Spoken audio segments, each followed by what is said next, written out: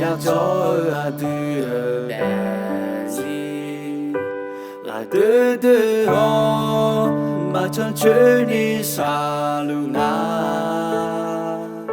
là từ đó đi ga tu Giêsu cho ga na la sa la lo go Giêsu a đi biểu mẹ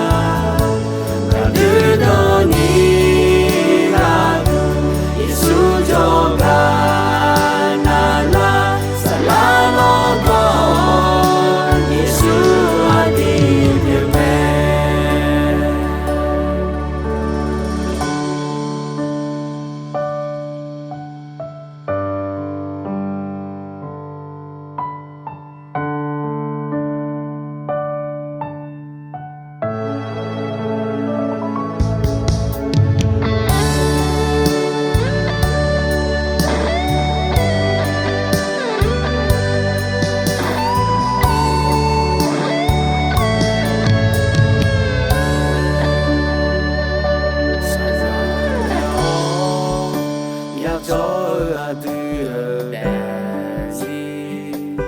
lại từ từ ho mà chân chơi đi xa lưu na là từ đó đi ga tu Giêsu cho ga na la sa la lo go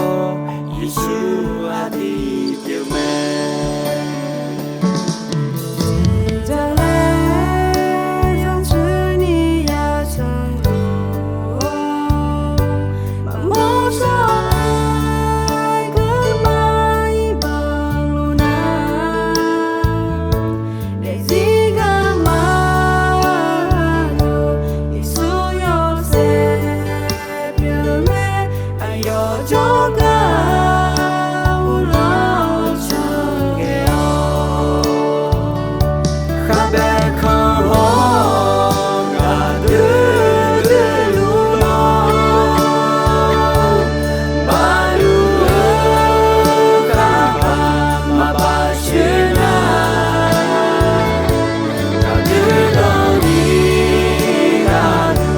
Giêsu cho